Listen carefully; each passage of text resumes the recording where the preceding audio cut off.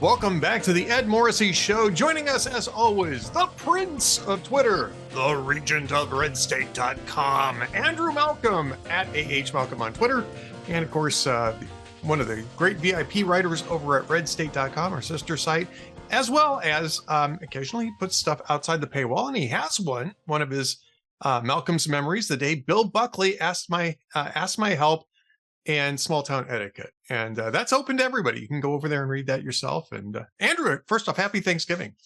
Same to you. Thank you very much. I hope everyone had a good time. I certainly did. I did as well. It's my favorite holiday. And you get two of them. We talked about that last week. That's right. You Canadian, you. That's right. Yeah. We celebrate too, and then get roast beef on Christmas. So it works. There you go, roast beef. But you do turkey twice? Do you do turkey for both of them, or? Yes. Wow, okay. Yeah. But I don't know if we can afford the roast beef this year, but we'll try. Well, actually, the price went down this year. I saw this, I think it was like $3, went down from $58 to $55 for the average Thanksgiving meal for four and all that kind of stuff. The average Thanksgiving meal, yeah, okay. Yeah. I was thinking about roast beef.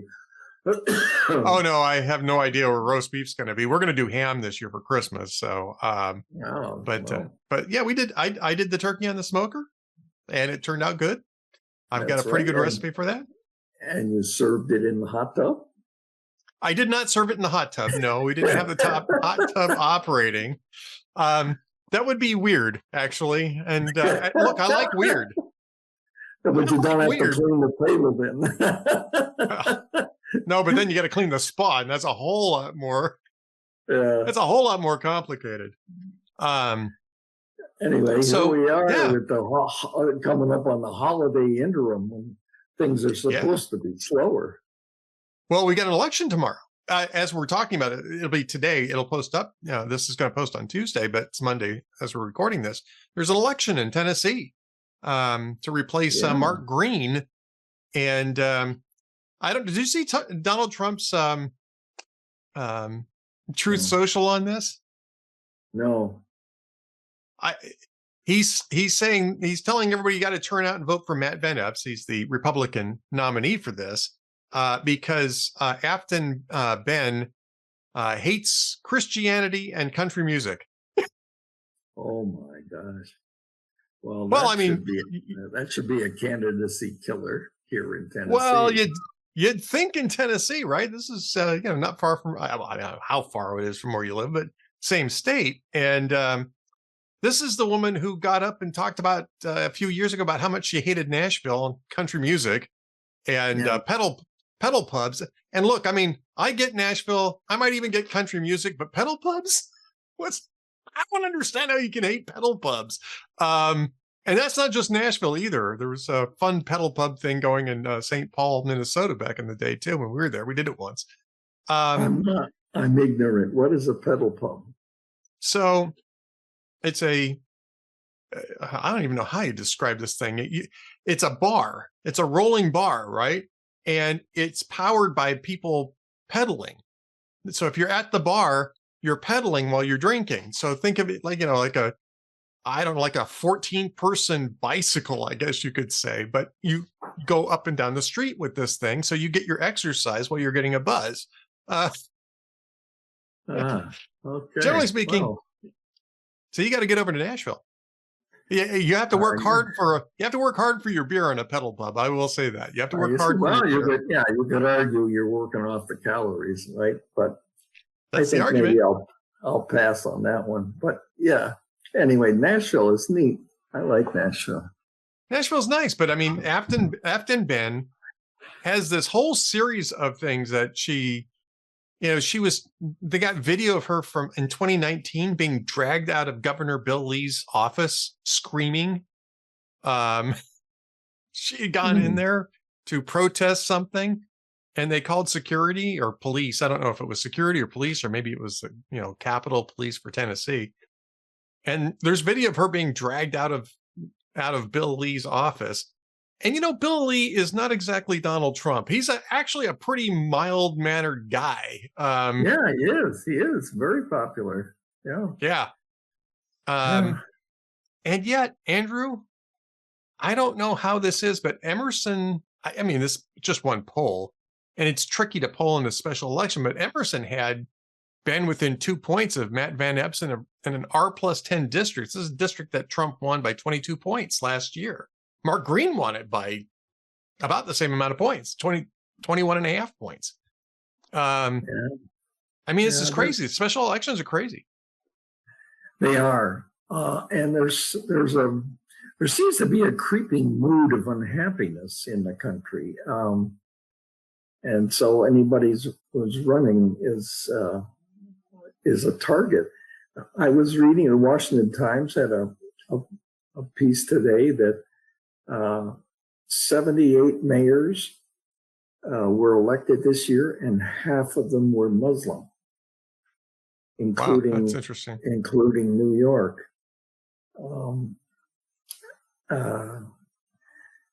That's it's personally disturbing. I don't know any of them except the New York one person and politically, but it's not the politicians. It's not a political cadre that appreciates tolerance. Yeah. Well, yeah. And I mean, I think I kind of hope that there's enough of a turnout tomorrow. The big deal is that Democrats got ahead, got a jump start on early voting, as they have been doing. Republicans seem to be slow out of the gate with their Oppo research. They had some real bombs on Oppo research. Democrats were running the Jeffrey Epstein message, which kind of had its knees cut out from underneath it not too long before early voting ended, when Donald Trump flipped positions and said that he wanted them to pass the discharge petition because it was going to pass anyway, and proved that the Epstein files were basically a nothing burger. But they were running hard on the Epstein files. They were saying Matt Van Epps is going to help out Trump and keep the Epstein files locked up. And it's a bad word. If you don't pay close attention to the news, it's a bad word. If you do, he's a bad guy, but the alleged association with him is not helpful. Yep. And so what they're going to need tomorrow, because there was 84,000 ballots cast early voting, and it's going to favor Democrats, probably substantially. So they're going to need to get a big turnout, which is the reason why Donald Trump was on Truth Social talking about. I should look up the actual quote, because it's actually, it's very Trumpian, right? When you get Trump on Truth Social, you know what you're going to get, and it's rarely going to be. He's also talking about just now. He's talking about Tim Walz and all the scandals that are coming out of there. But earlier today, and I'm going to scroll down till I get to this. To the great people of Tennessee's 7th District, who gave me record-setting wins in each of the 3 elections, I'm asking you to get out and vote for Matt Van Epps. He'll be a great congressman, and unlike his opponent, he cherishes Christianity and country music. She hates them both. This is a very pivotal election. The whole world is watching. Make America Great Again. And he, yeah, I know. And, but I mean, this is part of what she said, right? In that video from a few years back. She was also talking about how she supported the burning down of police stations. This was in 2020 when, the police station burned down in Minneapolis, and how, you have to disband the Nashville Metropolitan Police Department. I mean, crazy stuff that she hasn't walked back. And did we talk about this last week? This was like the dumbest interview ever. So she was on M Snow, which is what I'm calling MS now. I'm calling it M Snow because it's very white. They're all about civil rights, but it's very white on M Snow. And she was on a panel show, and this is a couple of weeks ago. And I don't know who it was that she was talking with. The video's there. I don't know the identity of the person that she was talking with, but the woman is trying to give her an opportunity. She's throwing softballs up there so that Ben can distance herself from her previous remarks, right? And she's saying, well, in 2020, you were saying, defund the police and this and that, but a few years later now, maybe you can put that into context for us. And she was, and she just refused to answer. She says, I didn't come here to get caught up in cable news talking points. And she was on a cable news show when she said this. Yeah, that's not too savvy. Why are you here? And the person is desperately kept trying to tee it up for her, and she just refused to swing, right? She wouldn't answer. She kept coming up with these, word salads, and she's so bad at it. And she might still win. This is the thing that kills me. She might still win. Yeah, we've got some real turkeys in Congress now, and the overwhelming number of them are not Republicans. No, true. A few of them are, but mostly they're not. So yes, so it's going to be interesting to see if Republicans can actually pull this out in an R+10 district. Special elections are different. I get it. But look, if they lose this, after everything else that's gone on over the last few weeks, it's not going to look good. The media will have a field day with how this is ominous for Trump and for Republicans next year in the midterm. It may be, but what is it? Let's see, it's 40 weeks out. There's so much that can happen in the meantime. 47 weeks, I think, or 46 weeks, 48 weeks. Maybe it's 48 weeks. Yeah, until the midterms. Yeah, lots of stuff can happen. Nobody's really going to remember this, but the problem is for Republicans is that Marjorie Taylor Greene's resignation makes this really a necessary hold for them, because otherwise their margin is going to be down to 1 seat or 0 seats for 4 months or so, until Georgia can hold a special election to replace Greene. And so it got more important. It was already important. It wasn't that it was unimportant, but it got more important. And I think that's what got Trump finally personally involved in this, because he hadn't done much in this special election. Yeah. He's as I understand it, he's played a more active role in selecting at least the Senate candidates for next year's elections. He was kind of hands off in 2018, but it's good that he's getting involved for activating Republicans who tend to punt on the midterm, Republican voters who tend to punt on the midterm activity. Of course, more active Trump also activates the anti-Trumpers. So I guess it's a mixed bag. I think it is a mixed bag. We'll see. We'll see when tonight, as this gets posted, what the election results are going to be. But Donald Trump's obviously trying to generate some election day turnout. That's really, even in the Emerson poll. I hope a lot of people in the 7th district read Truth Social.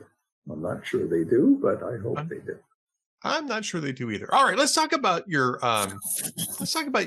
column about Bill Buckley, because this is and not just Bill Buckley, but Hubert Humphrey. It's the same story, and it's really kind of touching. And Bill Buckley, he's a conservative stalwart, but he was a guy who appreciated, I think, the old approach in terms of relationships.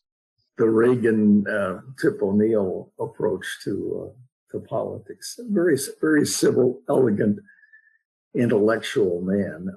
I, of course, had watched him on Firing Line, his show, and I put a link in there to people that want to catch up and see it. But I was the Tokyo bureau chief for a newspaper in Tokyo, which makes sense since I was the Tokyo bureau chief, I guess. But the phone rang on a Sunday afternoon, and I answered and it was a very familiar voice that I said to myself, "Oh, it can't be the voice," but it was Bill Buckley, and he said, "Mr. Malcolm, this is Bill Buckley," and I said, if I hadn't recognized the voice, I might have said, "Yeah, really, who is this really pranking me?" But it was him, and he was in Tokyo, and he wondered if I might drop by. He knew it was last minute, but if I might drop by his hotel for dinner with him that evening. And I said, I thought I might squeeze that into my impossible schedule. I mean, how often does that happen? Poof, Bill Buckley calling me up. So I did, and it was the most charming dinner, man. And he had written a story for the Sunday magazine of my newspaper, and there's more details to this in the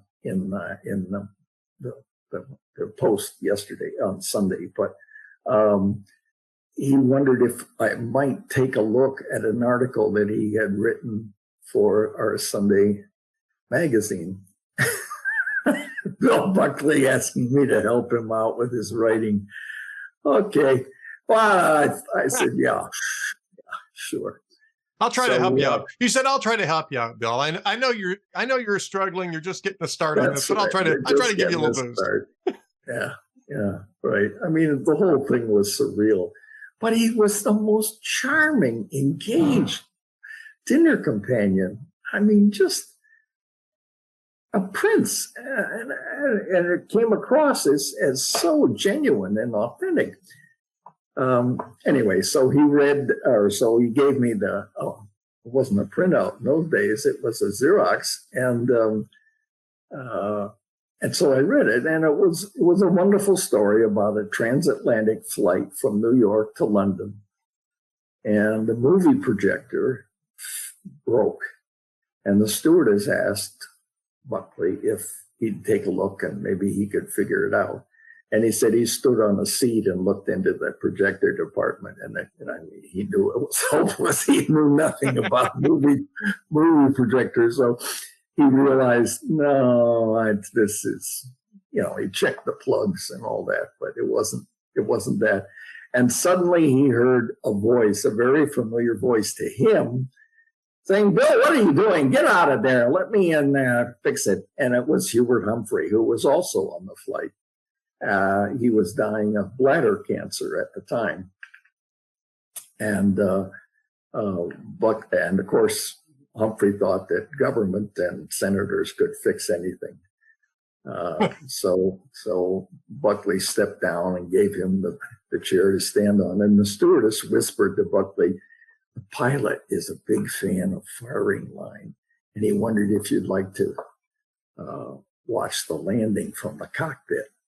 Oh, wow. Yeah. Who wouldn't, right? Exactly. Yeah. So Buckley goes up to the cockpit of the plane, and he said it was a magical view. He's sitting right behind the pilot, and here's this, I guess in those days it was at 747 coming down, and below were the lights of this ancient city of London glowing through thin clouds. And wow. It was just a beautiful view. And he was remarking on it when the cockpit door burst open, and it's Hubert Humphrey again. He said, "Ella, what are you doing in here? What's going on?" "Oh my gosh, look at that."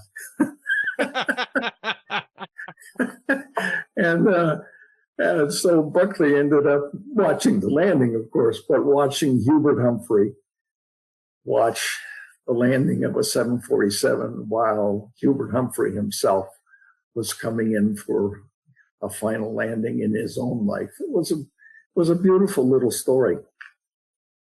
And I told Buckley that, I said, you need to fix some words here and there. No, I didn't say that. I was kind of wondering if you took the blue pencil out. Right. You need to tighten this up. Get some more active verbs in here, Bill. Geez, I thought you were a writer. Anyway, it was a very touching story, but it was one of those little moments in life.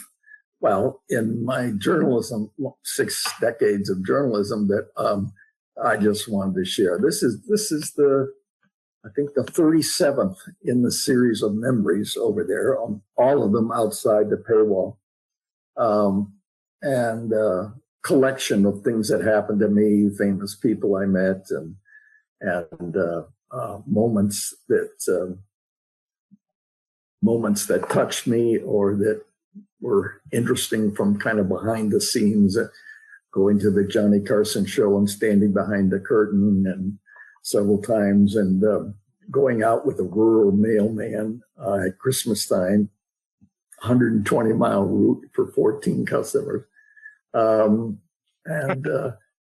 had a lot of it's a lot of fun, and judging by the page views, it's a very popular feature. It wasn't my idea. Jennifer Van Laar, the editor, remarked on some of the stories that I had shared with her in person, and she said, "Geez, you should write these." And I hadn't thought of it. I thought, who would care? But it turns out it does, and it's really kind of fun to savor. Absolutely. Some of those experiences. Some in journalism are not. Some experiences in journalism are not all that pleasant, or some things are best left unsaid about journalism. Is that what you're saying? Fondly remembered. But I have to say, this was another era where it was not politically involved. I did write some politics, but it was straight, and in those days it was generally pretty straight coverage. Yep. Of course, that's changed. You and I have talked about that after Watergate. That changed, but the incentives changed, though, right? I mean, that was really what changed. The incentives changed. I think everybody got it in their heads that I think there's more to it than this, but I think one of the things that drove the changes in journalism is that people saw Woodward and Bernstein become stars. Whether or not they entirely deserved that is another, that's up for history. We can debate that in history, but saw them become stars and said, that's what I wanted. I want that. I don't necessarily want to become an ink-stained wretch who just merely, reports the data so that his history can judge on its own. Right. I want to take down a president. I want to be a star, sort of thing. And it was Watergate, of course, was a legitimate story. Absolutely. But the next generation, or second next generation of young journalists, twisted it into fixing society, and that's how it got distorted into fixing society. And that is, you don't have to tell the truth or all the truth. You can twist it to fit the narrative that you want. And at the same time, you and I have talked about this, at the same time, journalism was rightly coming under pressure for, it wasn't DEI, but because it was largely white males, often from New England, white college-educated males, and it didn't have significant numbers of women in the business as reporters and editors, and blacks and so on. And so journalism with that kind of pressure and some court suits, uh, wanted to correct the situation quickly, and they moved along young people who did not need to go through the apprenticeship that I did, where you learn the values of the institution, the idea of objectivity, and so on. They just basically, after a month or two, threw them into the business, and so they went in with the mind that we have to fix society, and they ended up like Janet Cook on the Washington Post, making up stories, or Jason Blair on the New York Times, making up interviews with Jessica, what's her name, and it's faking datelines that they were there when they in some place writing, interviewing when they weren't,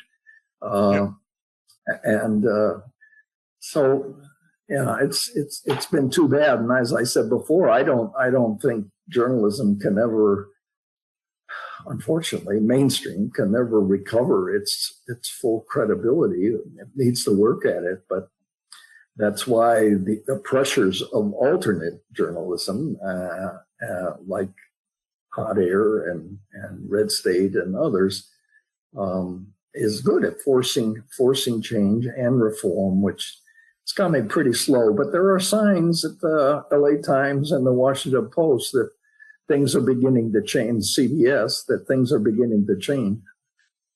Well, I think there's a recognition that things need to change. That's right. Yeah. I'm curious. I mean, the way that you describe the post-Watergate journalists, the next generation of journalists, and again, this is not the complete story. There's other factors that are involved in going from being at least somewhat connected to gumshoe reporting to just being narrative minding.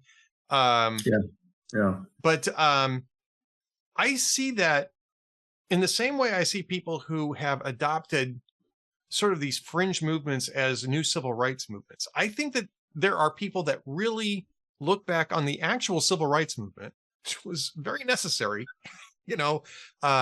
to overcome actual government discrimination, right? Explicit government discrimination. And I think that there's a certain amount of envy that they didn't get in on that. And so they're looking for ways to sort of create these, similar situations out of things that aren't actually an issue. And I see this, it has become sort of a cult. And I think it's the same sort of thing. That's maybe more writ large, if you will, on left-wing activism. Is that they're really still they have an envy that they weren't around for the actual civil rights movement. They've been trying to create one to satisfy their urge for meaning, because they grew up hearing basically that this was the ultimate meaning in political action. Absolutely. And rather than just simply be focused, I guess you could say, on actual liberty, actual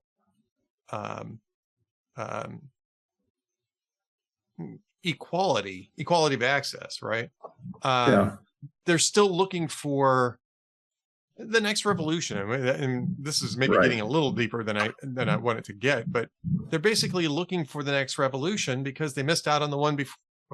And I think that's what you're getting at.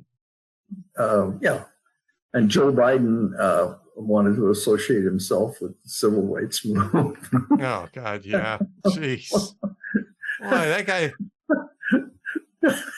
There are certain people whose credibility is so low that when they say good morning, you have to look out the window just to be sure. Yeah, just to be sure. Yeah. That was a sad era. It'll be interesting to see how the Biden, I call it like the Biden diorama, like a museum diorama, how that gets twisted in history, or perhaps gets revealed. But the Democrats and the left have not faced up to their conspiracy Nope. in prolonging those 4 painful years and lying about it and trying to. I mean, can you imagine if they had succeeded in getting him another 4-year term? Yeah. I think that guy would be a vegetable by now.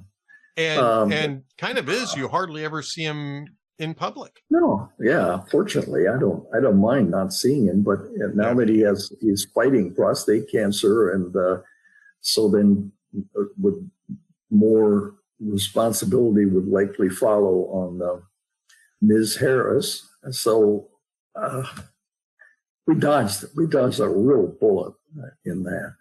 I agree. Yeah. Well, but anyway, Andrew's, these memories are fun.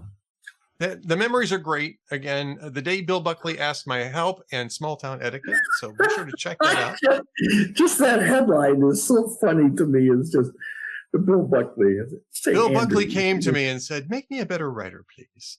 That's right. Andrew, could you help me? Yes, I founded the modern conservative movement, and I'm an icon, but I need your help. You know, I haven't actually talked about my memory.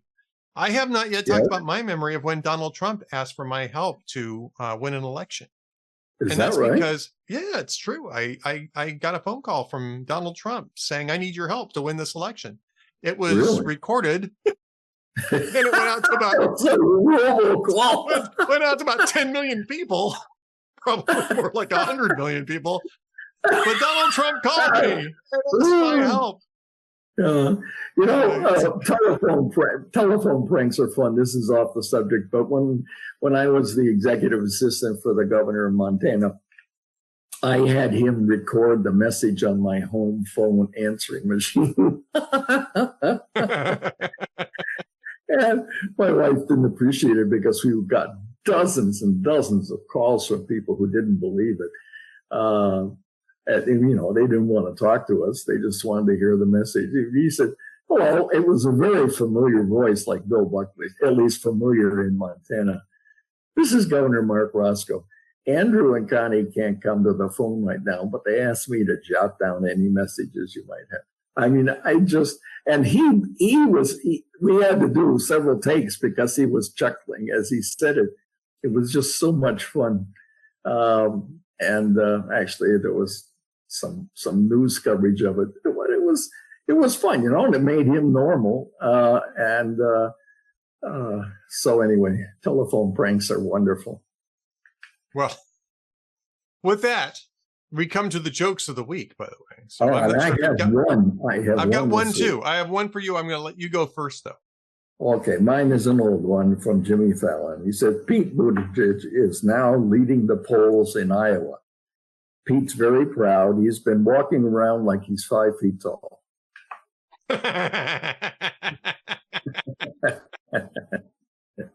All right. I got one for you from jokesoftheday.net.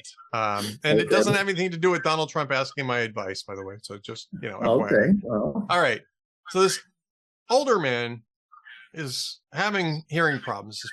His family finally sends him to the hearing doctor. So he goes to the doctor, and the doctor tests him out and gets him a set of hearing aids. And the gentleman is amazed at how well he can hear. So a couple months goes by, and he goes back to make sure that, make for another adjustment, make sure the hearing aids are working for him. The doctor says, well, how are they working out for you? He says, oh, it's working great. I can hear everything now. He says, I had no idea how much I was missing. And the doctor says, well, your family must be really happy about this. He says, oh, I haven't told my family. I just sit around and listen to the conversations. I've changed my will 3 times.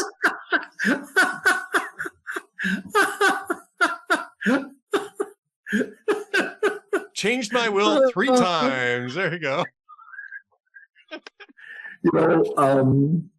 There is a story. I don't remember. I saw it online somewhere where the guy says, my family said I had a hearing problem, so they sent me to the audiologist, and I went there, and the doctor said, well, you really do need to get some help, but I don't think I'm going to do it because who needs a hearing aid?